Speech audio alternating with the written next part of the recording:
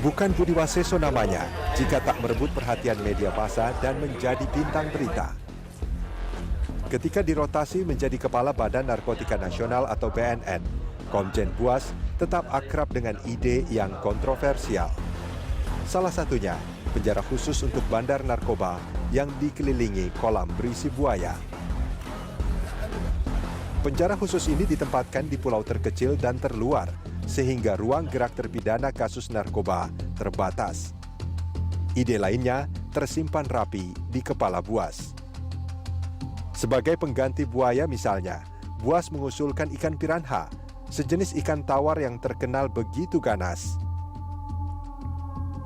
Jebolan Akademi Kepolisian tahun 1984 ini juga mengusulkan pembentukan tim penembak misterius untuk mengganyang gembong narkoba. Lalu melibatkan TNI untuk mengawasi perairan Indonesia dan menenggelamkan kapal pembawa narkoba ke laut.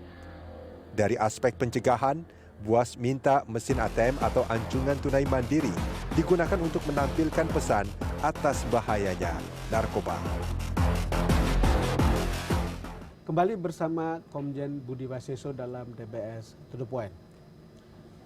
Pak Buas, ketika beberapa waktu setelah Anda dilantik sebagai orang yang bertanggung jawab untuk merantas narkoba ini, Anda punya gagasan atau beberapa gagasan. Salah satu gagasan yang kemudian orang terkejut pada waktu itu adalah buat rutan khusus bagi bandar narkoba di pulau terkecil dan terluar. Lalu kemudian itu dikelilingi buaya. Saya kira kita pernah ketemu pada waktu itu bicarakan yang begini. Betul. Dari mana asal mula gagasan itu?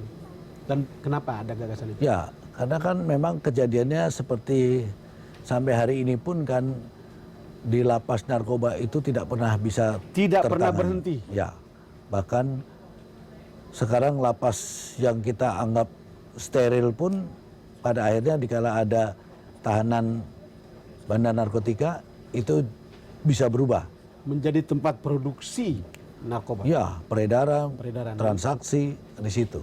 Nah, oleh sebab itu kan kembali persoalan ini berarti kepada manusianya.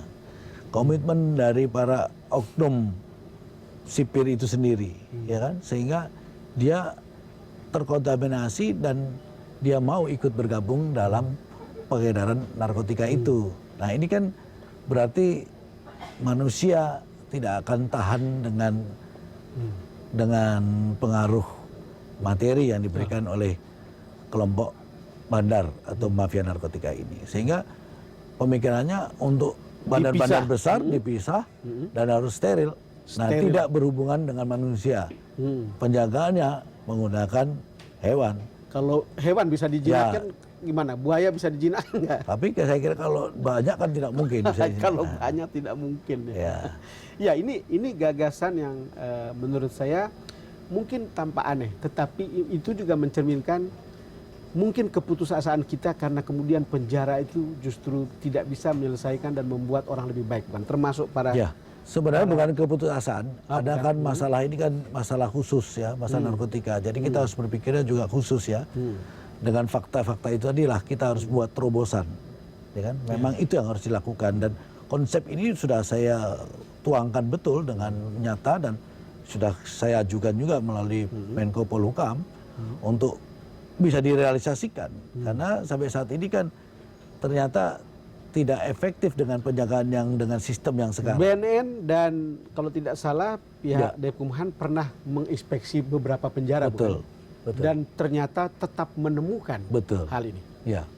Ya, itu salah satu bukti kan, bahwasanya di situ masih terus, dikala yang menjaga tetap manusia, berhubungan kontak person berarti bisa dipengaruhi, mempengaruhi dan dipengaruhi. Ya. Mempengaruhi dan dipengaruhi, yang menjadi pertanyaan publik kan adalah, udahlah petugas mestinya mengawasi dengan benar, bukan? Yang terjadi adalah bahwa ada juga bagian dari petugas yang ikut-ikutan. Justru itu, ini kan yang menjadi permasalahan. Di sana sebenarnya di rutan itu sudah terpasang CCTV. Betul. Ada bagian yang pintu per pintu yang relatif sulit ya ditembus. Tapi kan nyatanya alat bisa masuk. Nah, alat masuk itu pasti kan dibawa. Yang bawa pasti manusia. Dari mana alat dari luar bisa ke dalam? Pasti diantar. Ya kan? Kalau salah satu adalah dari oknum sipir atau karena keteledoran dari petugas sipir melalui orang yang berkunjung. Ya, tapi sebagian besar adalah karena apa? Sistem pengawasannya yang tidak berjalan. Seperti CCTV dimatikan, itu kan karena oknum yang Dimatikan karena ada kerjasama antara Iya. orang dengan oknum. kurang lebih itu seperti itu. Jadi, tadi saya setuju bahwa ini bukan menggambarkan keputusasaan, tetapi ini juga menggambarkan bahwa kita perlu way out yang extraordinary. Betul. Yang mungkin seperti yang Anda Betul. bilang, tidak perlu diawasi oleh manusia, Ya, diawasi oleh hewan. ya, Tadi kita sebut sebagai, kita dengar sebagai buaya, yang kemudian tidak bisa berhubungan dengan manusia kan? ya, Wow. ya. Kalau Tapi itu akan jalan? yang tergantung bagaimana pemerintah, bagaimana putusan presiden nanti. Kalau memang itu mau direalisasikan, saya kira tidak ada masalah. Wow. Kemudian ada beberapa waktu lalu, ini bacaan saya tidak yakin benar, tapi misalnya pada waktu itu ada gagasan, Anda ada tim penembak misterius Ya, untuk memburu gembong narkoba. bukan penembak misterius sekali lagi. Ah. Jadi kan bila mana ini nanti tidak bisa diatasi, seperti di Kolombia. Nah, seperti di negara Kolombia itu kan tentaranya ikut menangani. Ikut menangani, betul. Ya. Nah, di Indonesia juga bisa demikian. Artinya seperti yang disampaikan oleh Bapak Presiden bahwa negara dalam kondisi darurat narkoba dan perang terhadap narkoba. Berarti negara sudah perang, menyatakan perang terhadap narkoba. Inilah sebenarnya peran TNI di situ yang dibutuhkan. Sehingga nanti TNI melihat bandar, ya kan, jaringan narkoba atau pelaku-pelaku mafia narkoba itu adalah musuh negara. Nah, disinilah. Jadi tingkatnya ini adalah musuh negara. Nah, kalau misalnya negara itu akan ditangani oleh TNI. Dan TNI itu urusannya adalah perang, ancaman negara. Punya Jadi senjata, doktrinnya kan membunuh atau dibunuh. Kalau polisi sama BNN penegakan hukum. Jadi proseduralnya ada penangkapan, pemeriksaan, pengungkapan. Posisinya beda, kejahatan. Kalau ini kan udah musuh negara. Kalau musuh negara, TNI memandangnya bukan penegakan hukum. Nah, itu yang saya bilang. Kalau itu nanti diposisikan dalam ancaman negara dan musuh negara, ya ditembak oleh TNI. Kalau gagasan itu sekarang sampai di mana? Nah, tergantung nanti ini hasil payung hukumnya, undang-undangnya.